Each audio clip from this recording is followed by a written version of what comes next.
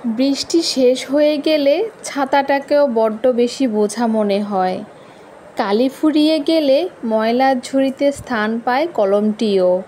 বাসি হয়ে গেলেও প্রিয় মানুষটার দেওয়া ফুলটাও ডাস্টবিনে জায়গা পায়। পৃথিবীর নিষ্ঠুর বাস্তবতা এটাই। নিদারুণ সত্য হলেও এটাই বাস্তব। কার কাছে আপনি কতটুকু গুরুত্ব পাচ্ছেন সেটা নির্ভর করে ঠিক কতদিন কারোর জন্য আপনি কিছু করার সামর্থ্য রাখেন। এটাই বাস্তবতা, আপনি মানলেও সত্য, না মানলেও সত্য। সো হ্যালো এভরিওয়ান, কেমন আছেন সবাই? আশা করি আজকের ভিডিওটা আপনাদের কাছে খুব ভালো লাগবে। চলে এসেছি আরেকটা নতুন ভিডিও নিয়ে। আমার ভালো লাগার কিছু মুহূর্ত আপনাদের সাথে শেয়ার করব। সকালবেলা বারান্দায় চলে এসেছি, ঝুম বৃষ্টি নেমেছে, কয়েকদিন ধরেই বৃষ্টি পড়ছে।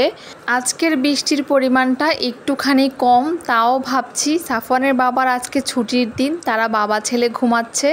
ভাবছি আজকে গরুর মাংস রান্না করব, যেহেতু বৃষ্টি পড়ছে খিচুড়ি রান্না করলে মন্দ হয় না। তারা বাবা ছেলে ঘুম থেকে উঠতে দেরি করবে, তাই আমি নাস্তাটা আগে সেরে নিব। এখানে আমি আম কেটে নিয়েছি আর পরোটা বানিয়ে নিয়েছি, সেটাই আজকে খাবো।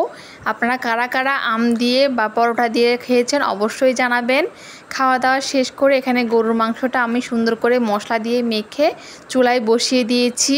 এইখানে মাংসটা আমি অল্প কিছুটা খিচুড়ির সাথে মিশিয়ে নিব। এই তো রান্না করা আমার কমপ্লিট। খিচুড়ির সাথে ডিম ভুনাও করেছি, তার সাথে আচার ছিল। এই কম্বিনেশনটা জাস্ট অসাধারণ, খেতেও খুব মজা হয়েছে, ওয়েদারটাও খুব সুন্দর। দুপুরবেলা আমরা তিনজন একসাথে মজা করে খাওয়া দাওয়া করলাম। ছুটির দিন ছাড়া সাফওয়ানের বাবার সাথে দুপুরে লাঞ্চ করা হয় না, তাই ছুটির দিনে আমরা একসাথেই তিনজন গল্প করতে করতে খুব মজা করে দিন কাটাই। বৈশাখ জ্যৈষ্ঠ মাস চলেই যাচ্ছে, আম কাঁঠাল তো খাওয়াই হচ্ছে। কাঁঠাল বেশ একটা খাওয়া হয় না, তাই আজকে কাঁঠালও ভেঙে নিয়েছি। আজকের দিনটা আমাদের খাওয়ার উপরেই চলছে, একটার পর একটা শুধু খেয়েই যাচ্ছি। আগের দিন রাতে সাফওয়ানের বাবা ওর জন্য চকলেট নিয়ে এসেছে, এগুলো নাকি বিদেশি চকলেট, তাই এটাই আনবক্সিং করছি। সাফওয়ানের খুব ফেভারিট, আর সাফওয়ানের বাবাও ছোট বাচ্চাদের মতো চকলেট খুবই পছন্দ করে, তাই এগুলা সাফওয়ানের জন্য রেখে দিচ্ছি। ও যেহেতু পছন্দ করে, যখন বায়না করবে তখন একটা বা দুইটা দেওয়া যাবে, এই জন্যই রেখে দিচ্ছি। সাফওয়ানের জন্য ওর বাবা আর আমি সবসময় চেষ্টা করি ভালোটাই দেওয়ার জন্য। আর আজকে সাফওয়ানের জন্য চকলেট ফ্লেভারের কমপ্লেনও নিয়ে এসেছি, একটা শেষ হয়ে গেছে। আর সাফওয়ানের বেশ পছন্দ করে, তাই প্রতিদিন 2 বেলা করে এটাই আমি ওকে দিই দুধের সাথে মিশিয়ে, যেহেতু সাফওয়ান এখন একটু বড় হচ্ছে। এমনিতেই সাফওয়ানের চকলেট ফ্লেভার অনেক পছন্দ, তাই এটা চকলেট ফ্লেভার যেহেতু ও খুবই পছন্দ করে খায়। এরপর সন্ধ্যায় সাফওয়ানকে একটু পড়াশোনা করিয়ে আমি আর সাফওয়ান কি করব ভেবে পাচ্ছিলাম না, তাই ভাবলাম ঘরে দুধ এবং দুধের ছানা, তারপরে আম ছিল, সেগুলাই দিয়ে বানিয়ে ফেললাম আইসক্রিম। ভাবলাম যে গরম পড়েছে সন্ধ্যার দিকে, তাই আইসক্রিম বানালে মন্দ হয় না। টুকটাক যা বাসায় ছিল এগুলাই দিয়ে বানিয়ে ফেললাম। এখানে আমি ব্লেন্ডার জারে আমের পাল্প, দুধ, দুধের ছানা, এছাড়া চিনি, এগুলো সব কিছু মিক্স করে ব্লেন্ড করে নিয়েছি। একদম সহজভাবে আমি আইসক্রিমটা আজকে তৈরি করেছি ফার্স্ট টাইম, তাই ভাবলাম আপনাদের সাথে শেয়ার করি।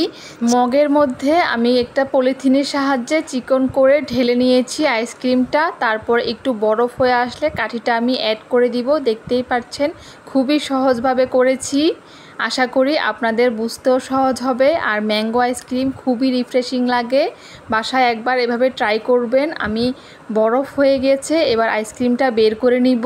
আইসক্রিমটা বের করার পরে আমি নিজেই অবাক হয়ে গেছি, এত সুন্দর হয়েছে আর দারুণ টেস্ট হয়েছে। আপনারা বাসায় ট্রাই করবেন, খুবই ভালো লাগে খেতে। আমের সিজনে এইভাবে কয়েকটা আইসক্রিম বানিয়ে আপনি যদি ডিপ ফ্রিজে সংরক্ষণ করে রাখেন, যখনই গরম লাগবে তখনই যদি আইসক্রিম বের করে খান, তাহলে আপনার দোকান থেকে আর কিনে খেতে হবে না। আইসক্রিম খেতে খেতে আমি আজকের মতো বিদায় নিচ্ছি। সবাই ভালো থাকবেন, সুস্থ থাকবেন, আল্লাহ হাফেজ।